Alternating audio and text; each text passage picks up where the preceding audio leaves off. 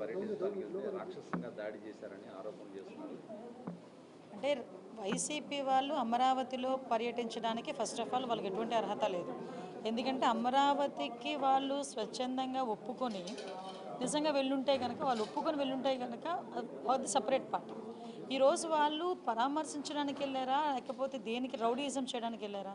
వాళ్ళ వెనకాతలు వచ్చిన వాళ్ళందరూ కూడా రౌడీయిజంతో వెళ్ళి ఆఖరికి పోలీసులు కూడా ఇన్ఫామ్ చేశారు అక్కడ ప్రాబ్లం అవుతుంది, అక్కడ మీరు ఏదైతే పెనుమాక విలేజ్కి వెళ్తున్నారో అక్కడ 90% ఆఫ్ అక్కడ రైతులందరూ కూడా స్వచ్ఛందంగా ముందుకు వచ్చి భూములు ఇచ్చారు.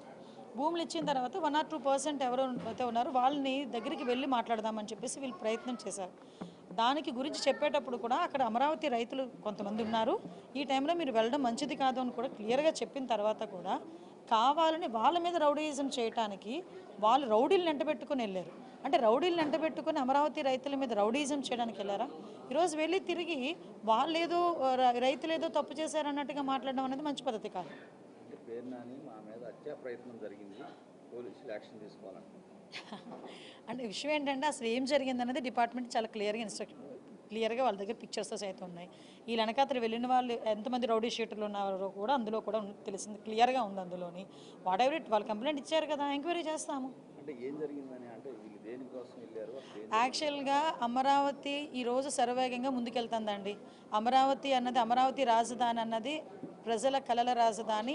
అటువంటి రాజధాని ఈరోజు ప్రపంచంలో నెంబర్ 1 పొజిషన్లో నిల్చోబెట్టడానికి గౌరవ ముఖ్యమంత్రి గారు రోజు ప్రయత్నం చేస్తున్నారు. రోజు ప్రయత్నమే కదా, కష్టపడుతున్నాం. ఈరోజు ప్రతి ఒక్కరు కూడా కష్టపడుతున్నాం. అధికారులు కానీ ఇటు ప్రజాప్రతినిధులుగా మేము కానీ అందరం కూడా అమరావతి 2027 నాటికి పూర్తి కావాలి అని చెప్పి ఒక దృఢ నిశ్చయంతో మేము పనిచేస్తూ ఉంటే దాన్ని డిస్టర్బ్ చేయడానికి వెళ్ళడం తప్పించి ఈ రోజు వరకు ఆ రోజు అమరావతి రాజధానికి వాళ్ళే కదా ఒప్పుకున్నారు.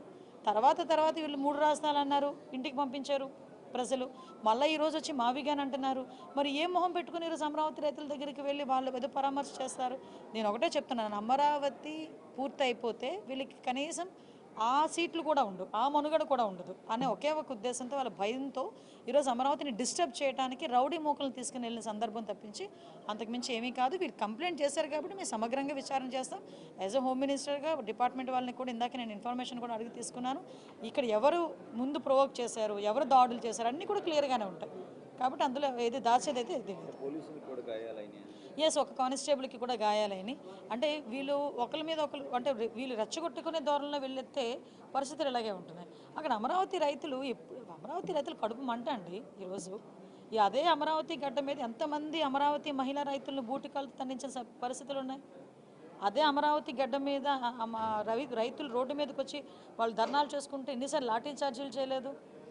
ఇదే అప్పుడు అమరావతిని రక్షించుకోవాలి, అమరావతి ఉండాలి అని చెప్పి ఆ రోజు గౌరవ ముఖ్యమంత్రి గారు కూడా బస్సు యాత్ర పెడితే ఆ రోజు ఏ రకంగా భావస్వేచ్ఛా ప్రకటన అని చెప్పి దాడులు చేయలేదు. మేము అటువంటి వాటిని మేము ప్రోత్సహించట్లేదు కదా. ఈరోజు మీరు వచ్చారు, మేము క్లియర్గా చెప్పాము వద్దు అని చెప్పాము, పోలీస్ డిపార్ట్మెంట్ వాళ్ళు చెప్పారు. మీరు కొంచెం సహకరించాలి.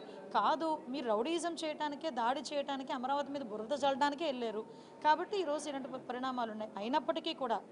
అయినప్పటికీ కూడా ప్రభుత్వం దీన్ని సీరియస్గా తీసుకుంది. మేము ఎంక్వైరీ చేసుకుంటాం.